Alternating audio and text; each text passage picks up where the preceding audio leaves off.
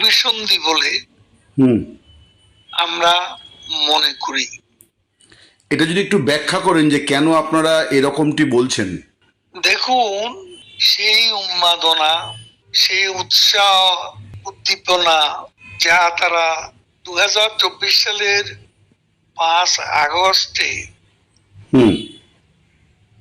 তারা বাংলাদেশের জনগণের প্রতিক্রিয়া হিসেবে তাদের তন্ত্রমূলক উগ্র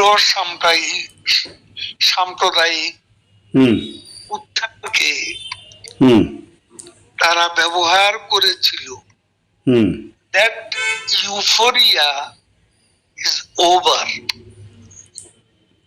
এবার দেখুন, লক্ষ লক্ষ টাকা খরচ করে জাতীয় সংসদে দক্ষিণ প্লাজা যে সমাবেশের আয়োজন করা হয়েছিল, এই সমাবেশে 10 লাখ লোকের উপস্থিতির তোড়জোড় এবং তারা ঢক্কা নিনাদ বাজিয়েছিল।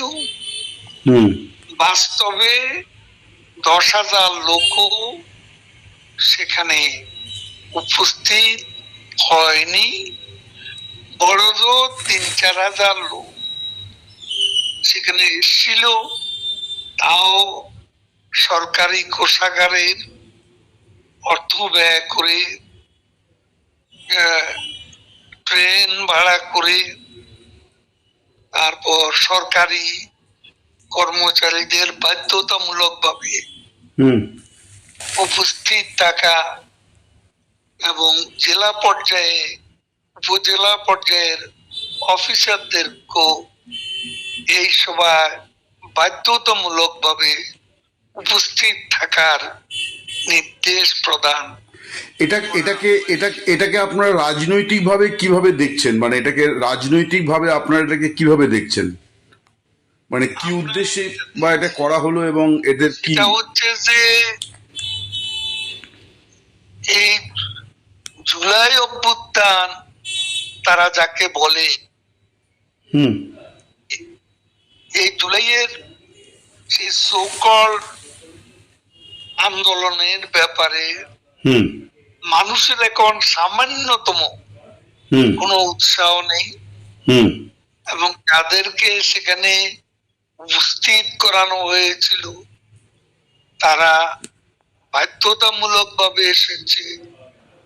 অনেকে চাকরি রক্ষার স্বার্থে এসেছে, কেউ মন থেকে ইউনূসের এই জুলাই সনদের অনুষ্ঠানে।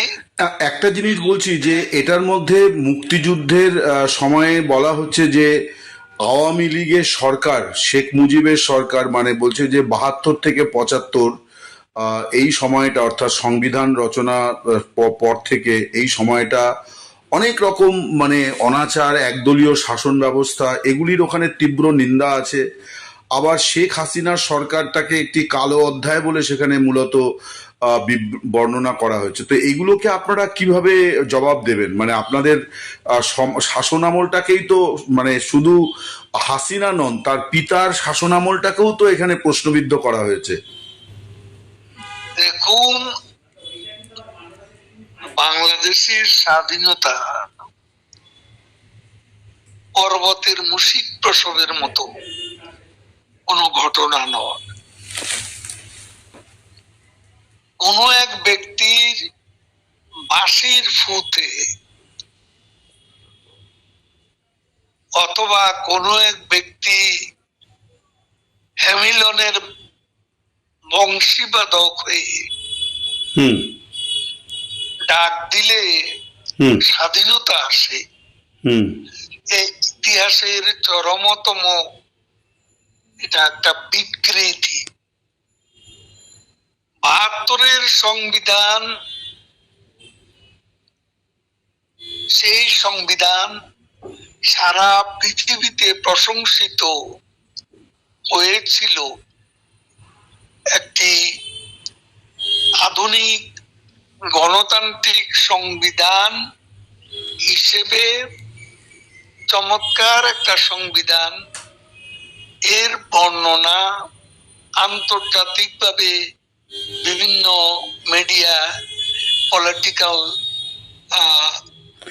কিন্তু কিন্তু এখন তো যা গতকাল গতকাল একটা জিনিস বলছি, গতকাল আহ, বিভিন্ন দল বিশেষ করে বিএনপির উপস্থিতিতে যেটা সিদ্ধান্ত হয়েছে যে পরবর্তী জাতীয় সংসদ নির্বাচনের পর যারা ক্ষমতায় আসবে তারা এই ঘোষণাপত্র মেনে সংবিধান সংশোধন করবে। তো শেখ মুজিবুর রহমানের নেতৃত্বে যে প্রথম সংবিধান বা মুক্তিযুদ্ধ চলাকালীন 10ই এপ্রিল যে স্বাধীনতার ঘোষণাপত্র, সেগুলি সবই তো বদলে যাবে। আপনারা তাহলে কি করবেন?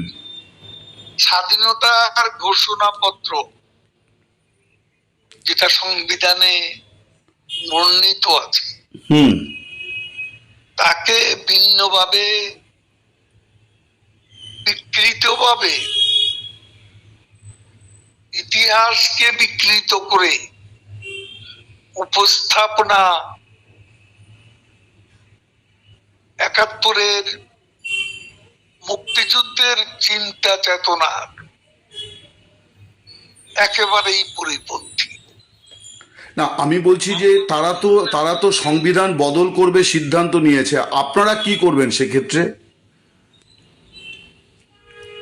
সংবিধান বদল করবে এ ধরনের স্বপ্ন দেখতে পারে, কিন্তু এখানেই সব শেষ নয়। এই দিনও দিন নয়, আরো দিন কিন্তু আছে। মানে আপনি বলছেন ওরা যদি সংবিধান সংশোধনও করে, আপনারা আবার ক্ষমতায় ফিরে আপনারা আবার সংবিধানকে আগের জায়গায় পৌঁছে দেবেন, এটাই আপনার কথা থেকে প্রতিভাত হচ্ছে বলে আমি বুঝতে পারছি। আমার প্রশ্ন হচ্ছে যে আপনারা কিভাবে আসবেন, কারণ আপনাদেরকে তো নির্বাচনে দাঁড়ানোর কোনো সুযোগ দেখছি না। আপনাদেরকে কার্যকলাপ নিষিদ্ধ ঘোষণা করেছে, নির্বাচন কমিশন নিবন্ধন বাতিল করেছে, নির্বাচন আগামী ফেব্রুয়ারি মাসে মানে রোজার আগেই সম্পন্ন হবে। তাতে তো আওয়ামী লীগের অংশগ্রহণের কোনো মানে অবকাশ এখনো পর্যন্ত দেখছি না। কি করে দিচ্ছেন? নির্বাচন হবে, হুম। তারা নিজেরাও তো নির্বাচনের প্রশ্নে ঐকমত্য পোষণ করতে পারেনি, কারণ যে জুলাই সনদ, হুম। এই জুলাই সনদের সমাবেশে এনসিপি প্রথম সারির হুম। যে নেতারা, হুম। তারা উপস্থিত ছিল না। হুম। তারা চলে গেছে কক্সবাজারে পিটার হার্সের সঙ্গে হুম। দেখা করতে, এই অনুষ্ঠান এড়িয়ে। আর অন্যদিকে বিএনপি ছাড়া জামাত ইসলামী এবং ইসলামপন্থী কিছু দল, যারা ইউনূসের ঘনিষ্ঠ মিত্র বলে পরিচিত, তাদের প্রতিক্রিয়া কিন্তু ইতিবাচক নয়। এই অবস্থায় নির্বাচন নিয়েও সন্দেহ রয়েছে। নির্ধারিত নির্ঘণ্ট ঘোষণা করে বাস্তবে তার কোনো প্রতিফলন ঘটবে বলে আমরা মনে করি না। আর বাংলাদেশের 50+ জনগণ আওয়ামী লীগের সমর্থক, শেখ হাসিনার নেতৃত্বে বিশ্বাসী। তাদের বাদ দিয়ে এখানে ইনক্লুসিভ, অংশগ্রহণমূলক, নিরপেক্ষ নির্বাচন হতে পারে না। বাংলাদেশের জনগণ এই নির্বাচনকে প্রতিহত করবে। আপনারা কি বলছেন যে নির্বাচন হলেও সেটা অবৈধ নির্বাচন হবে? আওয়ামী লীগকে ছাড়া নির্বাচন হলে সেই নির্বাচন হবে না, হতে পারে না। মানে আপনি বলছেন যে নির্বাচনটাই নির্বাচনের নির্ঘণ্টের ব্যাপারে হুম। ইউনূস এবং তার যারা মিত্র, হুম। তারাও কিন্তু ঐকমত্য পোষণ করে না। কিন্তু আপনি যা বলছেন তাতে যেটা বোঝা যাচ্ছে, আমি যা বুঝতে পারছি, যে নির্বাচনটা হতে দেওয়া হবে না। মানে এটা কি আওয়ামী লীগ নির্বাচন হতে দেবে না? বাংলাদেশে আওয়ামী লীগকে ছাড়া নির্বাচন হবে না, এটা কি আপনাদের এজেন্ডা এখন, যে উইদাউট আওয়ামী লীগ আপনারা নির্বাচন হতে দেবেন না? অবৈধ নির্বাচনকে প্রতিহত করবে বাংলাদেশের জনগণ। আচ্ছা, তাতে আওয়ামী লীগ তো তার মানে একটা বড়ভাবে তাদের ভূমিকা থাকবে বোঝাই যাচ্ছে, কিন্তু সেটা কি গণতান্ত্রিক হবে? মানে মানে কোনটা গণতান্ত্রিক আমি ঠিক বুঝতে পারছি না, আপনি যদি একটু ব্যাখ্যা করেন। নির্বাচন কি গণতান্ত্রিক? অবৈধ নির্বাচন কি গণতান্ত্রিক? ওরা বলছেন যে আওয়ামী লীগও এরকম তিনটে অগণতান্ত্রিক নির্বাচনে জিতে 16 বছর ক্ষমতায় ছিল। আওয়ামী লীগ কনস্টিটিউশনালি যতগুলো নির্বাচন করেছে, হুম। এখানে অবৈধ বলতে কোনো নির্বাচন হয়নি, এবং নির্বাচনে একটি দল